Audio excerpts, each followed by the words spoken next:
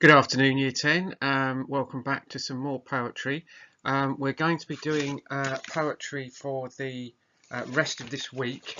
I want to catch up and do some comparisons before half term, or possibly set you to do some comparisons over half term. Anyway, don't worry about that right now. Just get these poems into your books, as I've said to you before, and you're all doing brilliantly. So well done. Very happy about that. So now write down for your do now. Write down 3 quotations from an Arundel tomb from memory. Now, if you haven't memorised them, and you should have done, I mean, you can get some really short ones. Just write them down now, put them onto flashcards and put them into your revision folder. And then for at least one of these quotations, do a quotation explosion to explore language and structure devices. I'll give you 6 minutes to do that. Today's learning objective is to read and analyse the poem Love After Love by Walcott. And so the title is Love After Love by Walcott. Put that into your books. As ever for today, you're going to need a printout of the poem. I will attach the text as usual, a pencil for first thoughts and ideas, and some pens or highlighters, coloured pens or highlighters. As ever, we look closely at the title before we move on. Love After Love. What can we work out from that title? What can we speculate that this might be about? Could it be about a breakup? Could it be, love after love? Is it possible to fall in love again after you've already been in love? What do you expect this poem to be about? Recovery after a breakup? Getting back,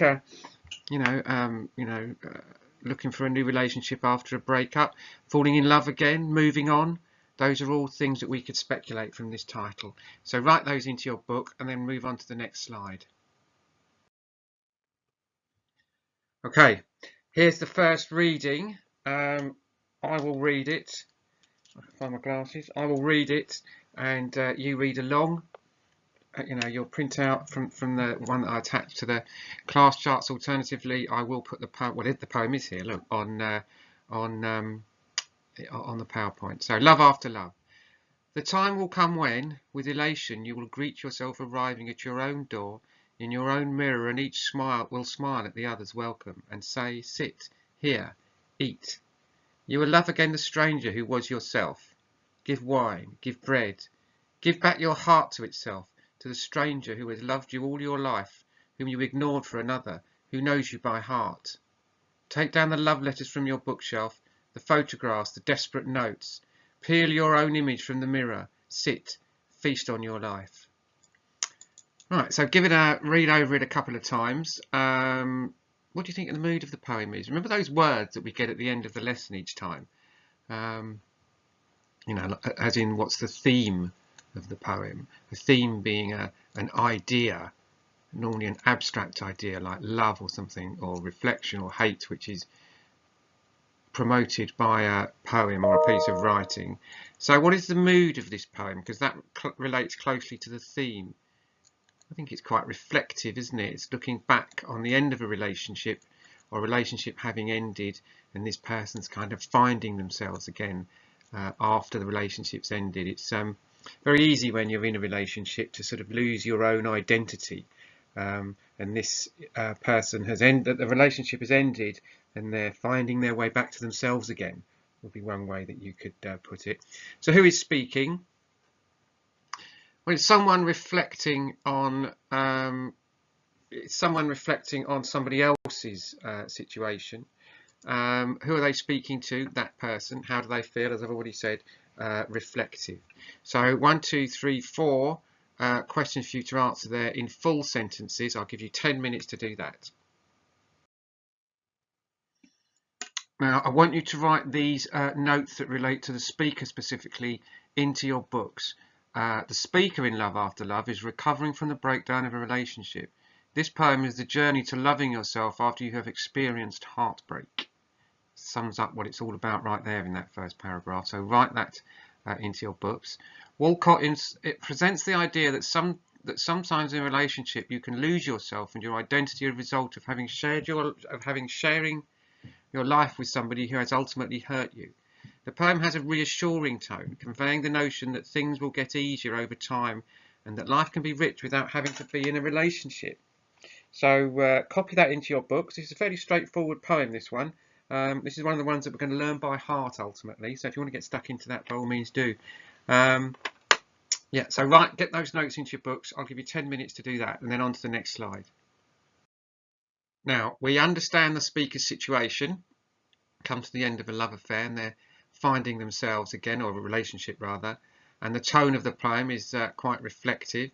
You need to read through it again, and this time with pencil in hand, ready to annotate your ideas. Now, I want you to find one language device and one structure device that supports that view of the poem. Okay, that it's someone recovering after the end of a relationship and finding themselves again. One language and one structure device. Remember all the list of words you've got at the back of your books there. The enjambment, the caesura, all of those different things. That's all structure, of course, and any language you think that supports that idea of what it's about. And then write them down. So what you would do to be specific is say this piece, say enjambment. This piece of enjambment allows the lines to flow together, which could show the freedom associated with being single again. Do you see how you can collect that structure to what the poem's about? And you can find a piece of language. There's all kinds of language in there, which is about recovery and carrying on. So one piece of language, one piece of literature, and then look for a regular rhyme scheme and meter. Remember what rhyme scheme is? The ABAB business at the end of the lines. Work out what it is. Don't worry about the meter for now. And what are the topics of each stanza? I don't think that should probably take you 15 minutes, but you know, year 10, if it takes you a bit longer, so be it. It's important that we get it into the book. So I'm not putting very rigid timings on these because you know, we need to get it done.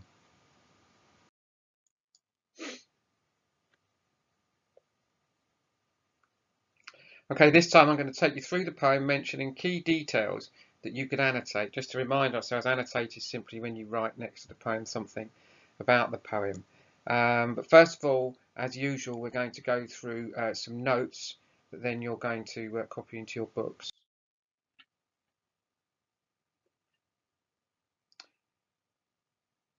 The poem is in 4 stanzas, which are just the blocks like the verses of varying lengths.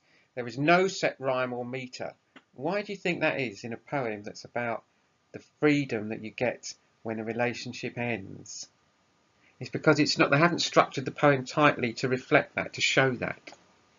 This looser style may reflect the freedom freedom with which we should look upon ourselves.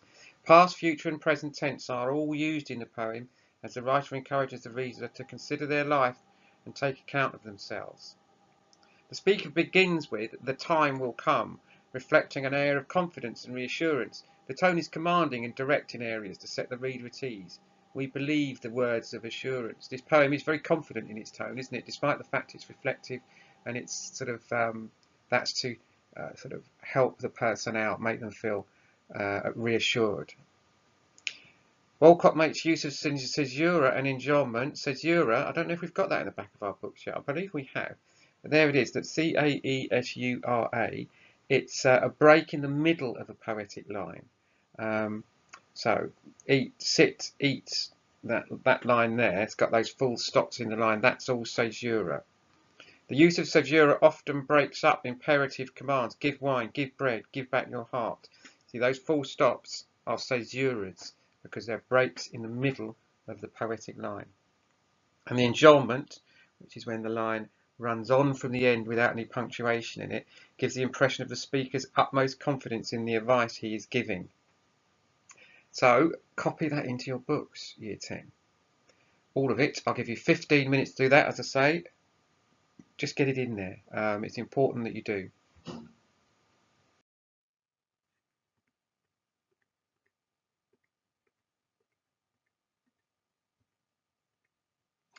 Right, now here's the annotations that need to go into your book as well.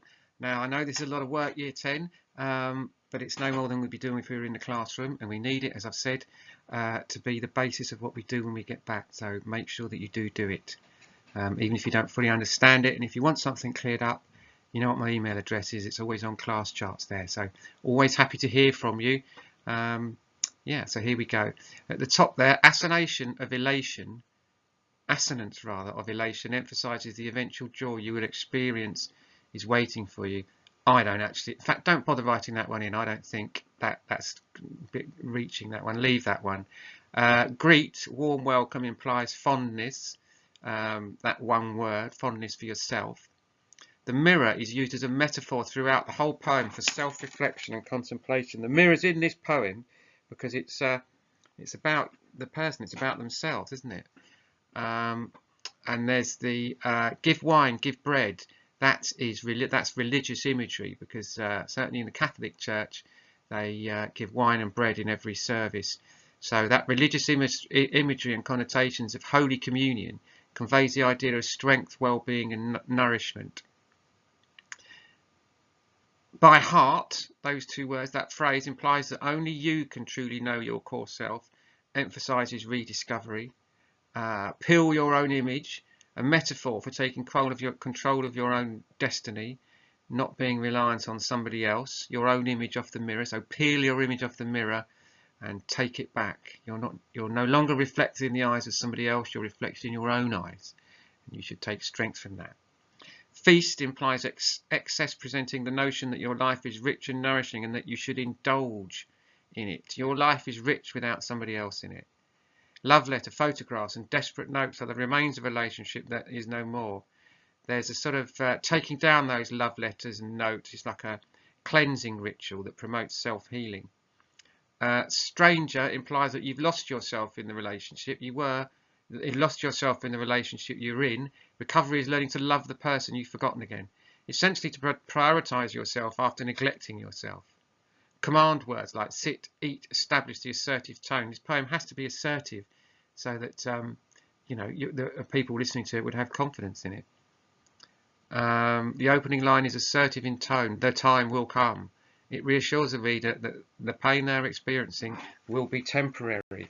So even if you don't fully understand all of those Year 10, write them into your book, and we'll go on to the next slide.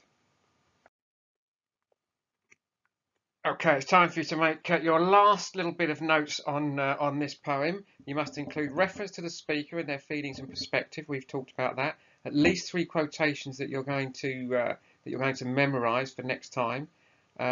Literary terminology. That's all the things like caesura and enjambment and so on and so forth. Simile, metaphor.